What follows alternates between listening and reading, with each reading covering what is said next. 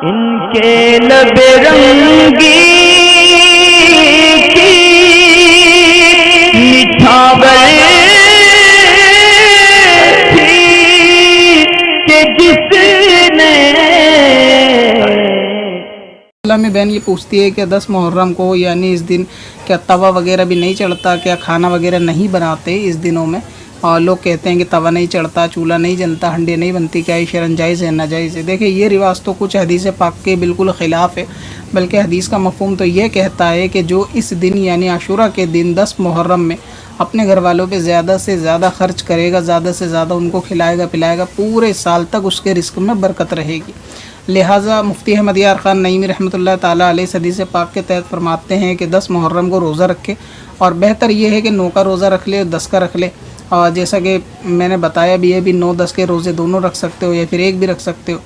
तो इसके अंदर घर वालों के लिए 10 मुहर्रम को अच्छे से अच्छा खाना बनवाया। अब जब खाना बनवाया जाएगा अच्छे से अच्छा, तो जाहिर सी बात है कि चूल्हा गैस जो भी है वो जलेगा, और तवा वगैरह भी चढ़ेगा कि रोटी या कोई और चीज़ बनेगी, तो उसमें भी कोई हर्ज नहीं है। तो ये लोगों में बहुत ज़्यादा गलत मशहूर है कि इस दिन खाना नहीं बनेगा, बल्कि इस दिन तो हदीस में ज़्यादा से ज़्यादा खाने बना के घर वालों पे ख़र्च करने की जो है वो बरकतें आई हैं कि वो घर सारा साल तक अच्छा ही अच्छा खाएगा पिएगा।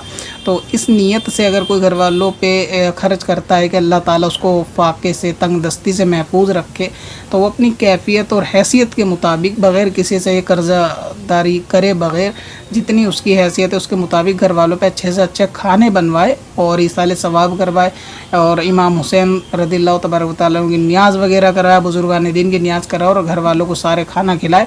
तो इस दिन तवा भी चढ़ सकता है, खाना भी बन सकता है और खाना भी खाया जा सकता है, चूल्हा भी जलाया जा सकता है और घर में झाड़ू वगैरह भी लगाई जा सकती है। एक चीज़ और भी मशहूर है इसमें कि 10 मुहर्रम में गुस्ल वगैरह भी नहीं करते, और ये कहते हैं कि इस दिन नहाना नहीं चाहिए कि इससे इमाम हुसैन रज़ियल्लाहु तबारक व तआला अन्हु की कब्र अनवर के अंदर ये पानी जाता है। इसी तरह घर के जो अफराद पर्दा करेंगे उनकी कब्र में पानी पहुंचता है, लिहाजा इस दिन गुस्ल नहीं करना चाहिए। जिस तरह ये खाने पकाने के ताल्लुक़ से मनगढ़ंत रिवायत है, ठीक इसी तरह ये भी है। तो ये भी तरीक़ाकार बिल्कुल गलत है, 10 मुहर्रम को गुस्ल करना चाहिए, बल्कि तफसीर रूहुल बयान के अंदर है कि 10 मुहर्रम में आब ज़मज़म तमाम पानियों में मिल जाता है, लिहाजा इस दिन गुस्ल करे तो इंशाअल्लाह ताला तमाम साल बीमारियों से महफूज रहेगा।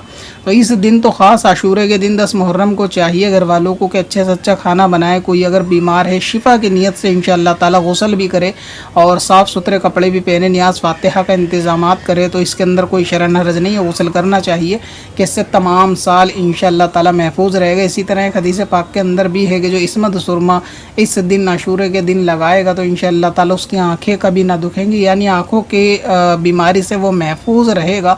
ठीक इसी तरह इस दिन अगर गुस्ल कर लेगा तो इंशाअल्लाह ताला तमाम साल जो है वो बीमारियों से महफूज रहेगा। तो इस दिन गुस्ल करने चाहिए और इसमें नियाज़ फातिहा वगैरह कर सकते हैं। गुस्ल करने के बाद तमाम अच्छे अच्छे खाने वगैरह भी बनाएं और घर वालों को खाना ज़्यादा से ज़्यादा जितनी हैसियत है खिलाए, साले सवाब करे, इसके अंदर कोई शरन हर्ज नहीं है। तवा भी चढ़ सकता है, घर के अंदर सारे मामले हो सकते हैं। और सफाई और झाड़ू के ताल्लुक से भी एक गलत मनगढ़ंत रिवायत है कि इस दिन सफाई नहीं करते, कपड़े साफ़ करते हैं, यानी घर के अंदर एक मातम जैसा माहौल है। अगर इस नीयत से कि सोग मना रहे हैं इसलिए सफाई नहीं कर रहे तो बिल्कुल गुनाहगार हैं कि इस्लाम के अंदर 3 दिन से ज़्यादा सोग नहीं होता। दूसरी बात यह है कि शहीद ज़िंदा होते हैं और ज़िंदा का शौक़ नहीं मनाया जाता।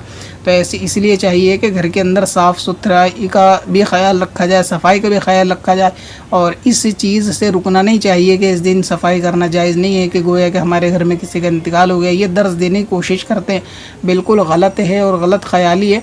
इसलिए घर के अंदर झाड़ू लगाना, सफाई करना, ये सारे मामले भी जायज़ हैं। इसी तरह तवा चढ़ाना और गुस्ल करना, खाने बनाना, ये सारे मामले भी जायज़, बल्कि बेहतर यही है कि यही काम किए जाएँ।